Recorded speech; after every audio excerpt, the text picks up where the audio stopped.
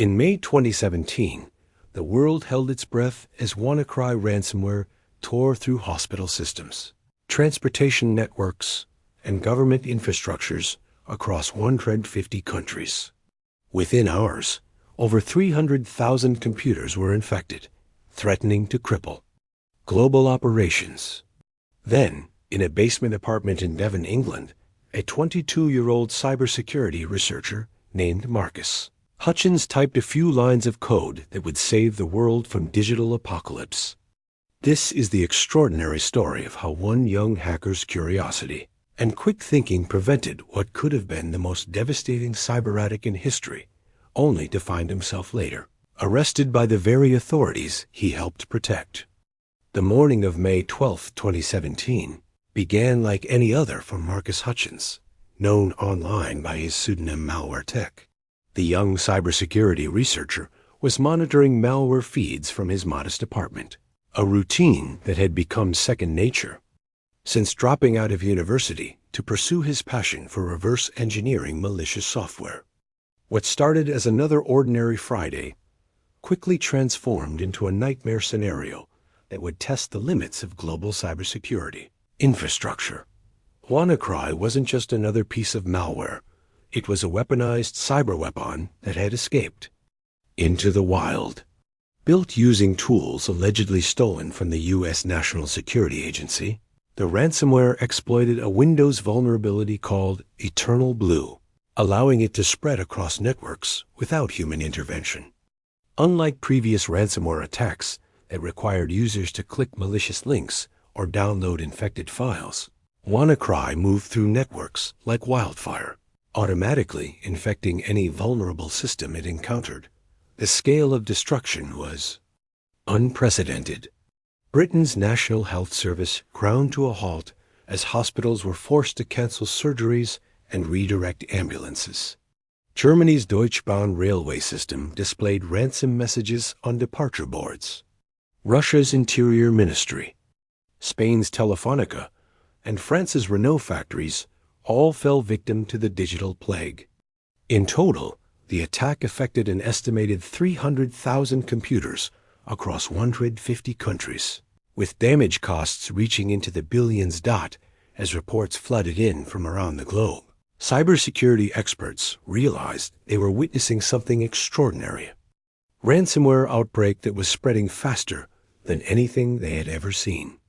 Traditional containment methods were proving ineffective against WannaCry's worm-like propagation capabilities. The malware didn't discriminate between targets. It infected everything from individual home computers to critical infrastructure, systems that kept societies functioning. What made WannaCry particularly sinister was its indiscriminate nature.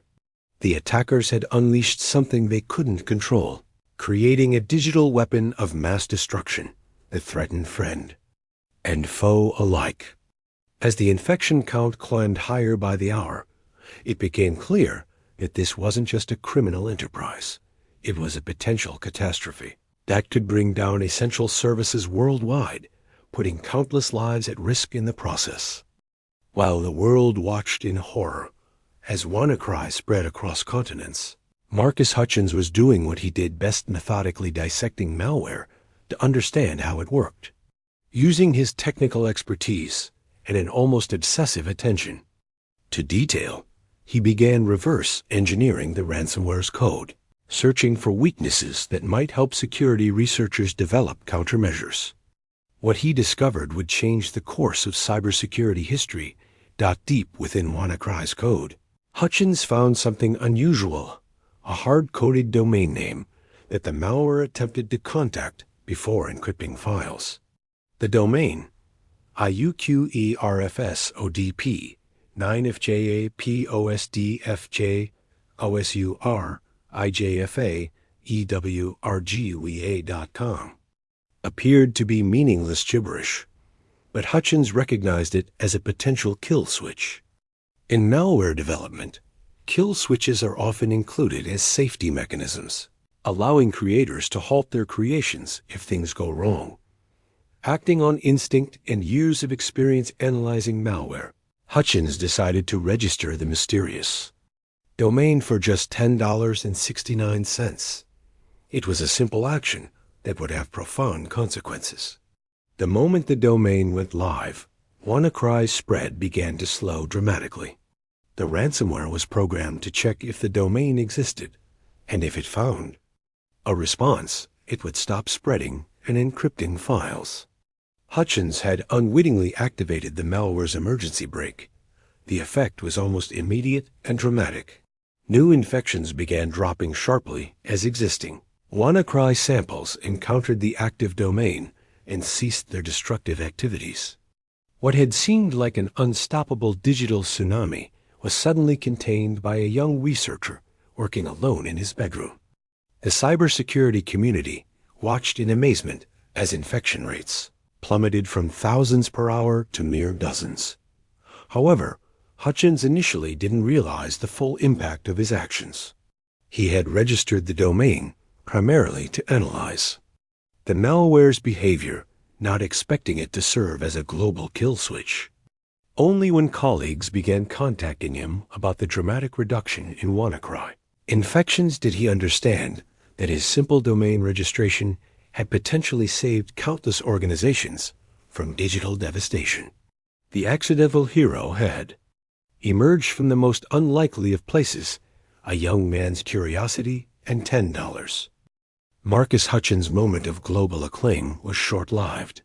Just 3 months after stopping WannaCry, a young cybersecurity researcher found himself in handcuffs at Las Vegas McCarran International Airport, arrested by FBI agents who had been tracking him for entirely different reasons. The hero who had saved the world from digital catastrophe was now facing serious federal charges related to his earlier activities in the murky world of malware development. The charges stemmed from Hutchins' involvement in creating and distributing Kronos, a sophisticated banking Trojan that had been used to steal financial information from thousands of victims between 2014 and 2015. According to the indictment, Hutchins had not only developed parts of the malware, but had also helped advertise and sell it on underground forums. The irony was stark. The same technical skills that made him capable of stopping WannaCry had also enabled him to create tools for cybercrime. This revelation highlighted one of cybersecurity's most complex ethical dilemmas, the thin line between white hat and black hat hacking. Many of the industry's most talented security researchers had begun their careers exploring the darker corners of the internet, learning about vulnerabilities and attack methods through hands-on experience that often skirted legal boundaries. Hutchins' case exemplified how the cybersecurity community's greatest assets, individuals with deep understanding of attack techniques, sometimes had complicated pasts. The arrest sent shockwaves through the cybersecurity community, which had celebrated Hutchins as an unambiguous hero. Colleagues and industry leaders rallied to his defense, arguing that prosecuting someone who had prevented a global catastrophe would send a chilling message to future researchers. They pointed out that many cybersecurity professionals had engaged in questionable activities during their learning phases, and that criminalizing past mistakes would discourage people from using their skills for good. The case also raised broader questions about how society should handle individuals who possess dangerous knowledge but choose to use it constructively. Hutchins' transformation from malware author to cybersecurity defender reflected the complex journey many researchers take as they mature and recognize the real-world impact of their actions. His arrest forced the cybersecurity community to confront uncomfortable truths about the origins of expertise in their field. The legal battle that followed Marcus Hutchins' arrest became a defining moment for the cybersecurity industry's relationship with law enforcement. For nearly 2 years, Hutchins fought the charges while continuing his security research under the shadow of potential prison time. The case attracted international attention and support from cybersecurity luminaries who argued that prosecuting reformed hackers would ultimately make the world less safe by discouraging others from following similar paths to redemption.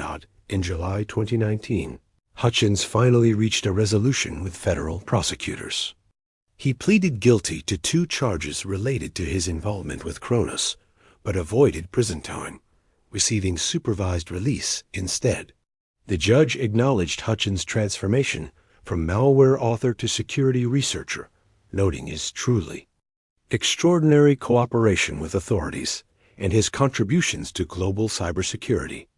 The sentence reflected a growing recognition that the cybersecurity community needed people with deep technical knowledge, regardless of how they initially acquired those skills.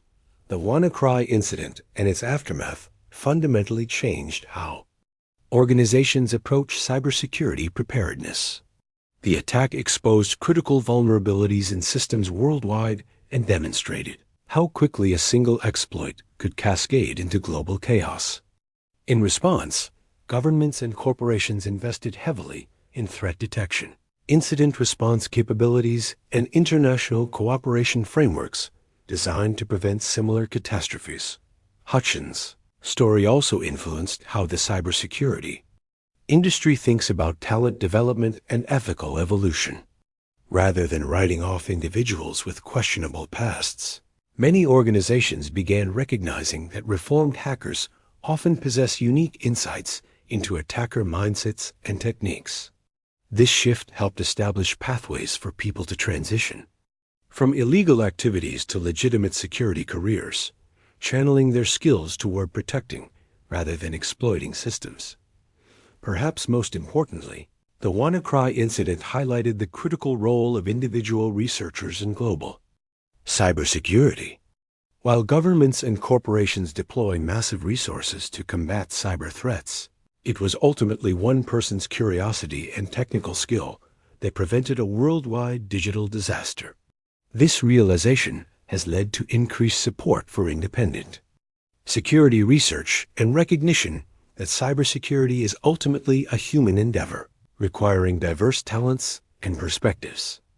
Marcus Hutchins' extraordinary journey from accidental hero to legal defendant and finally to recognized security expert illustrates the complex realities of modern cybersecurity. His story demonstrates that in our interconnected world, a single individual with the right skills and motivation can make the difference between catastrophe and salvation.